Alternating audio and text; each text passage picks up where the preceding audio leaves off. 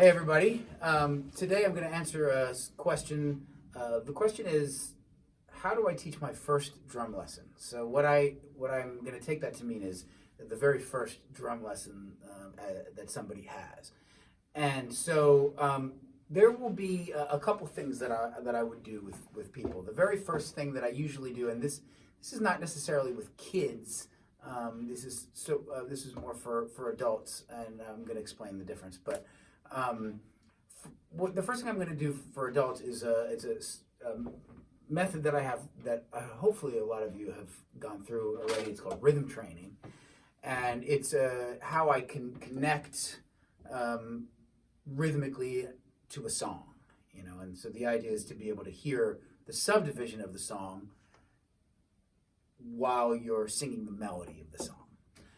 So the very first thing that I'll try to get somebody to do is to be able to come up with a song that they know and then tap out the subdivision on their lap. All right. So one that I get pretty often, and this may be because I think a lot of people sometimes have trouble with just saying the name of a song and being able to sing it. I think that's much more difficult than it sounds or than it should be. So I hear folk songs often, like Happy Birthday, for example. And so I would say a little bit more than half the time, people will sing Happy Birthday correctly. But this is how to check that if you're singing it correctly, all right? You have to subdivide. So the first thing that you want to ask yourself is, what is the subdivision of Happy Birthday? What is the subdivision of the song? And so to do that, you have to think about the melody. Happy birthday to you. Actually, my birthday is in like a week, so this is very fitting. And so now we realize that this is in 3/4. This is the time signature. 3, 4, 1, 2, happy 1, 2, 2, right? And the subdivision is triplets.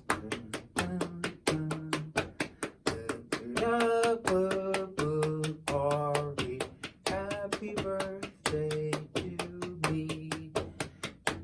1, 2. And some people pause after the name. Happy birthday, dear Ari.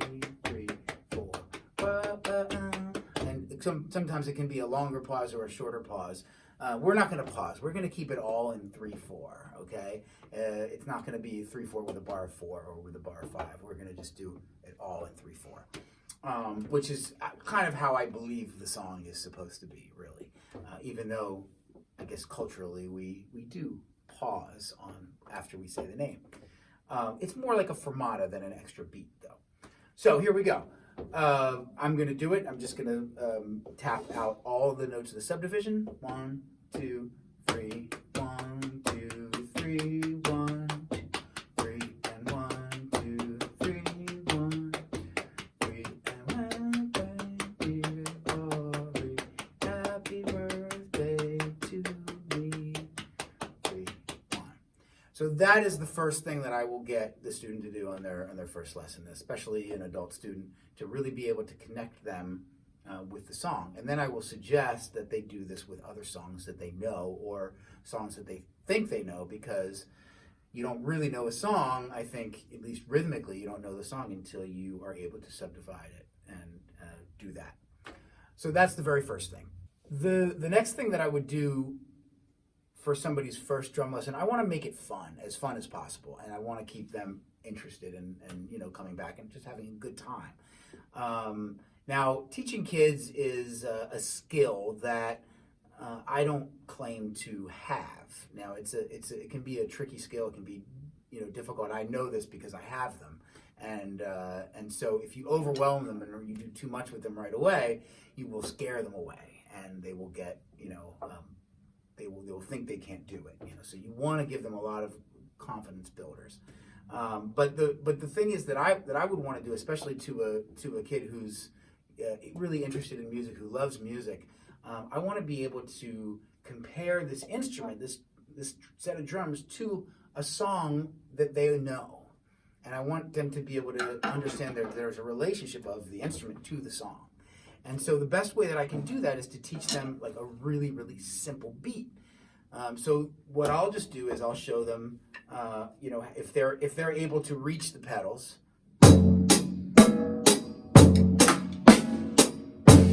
So I'll just start out 1 and 2 and 3 and 4 and 1 and 2 and 3 and 4 and like that on the hi-hat.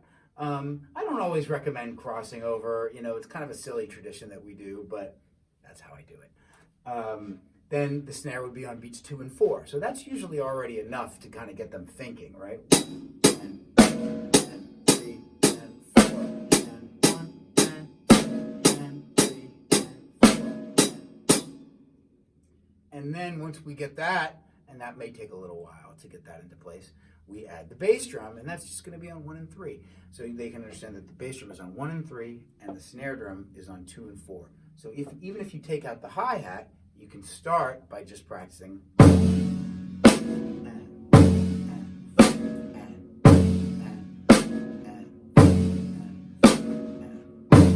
You notice how I'm counting the ands in between all the notes. The space is a really, really important part of this beat.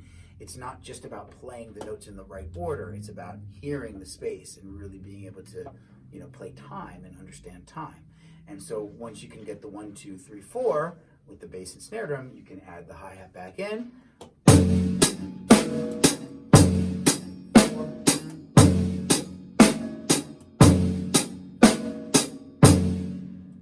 And I'm going to resist the temptation to add more complexities to that right now, because I think it's important that you apply that to a song that they know.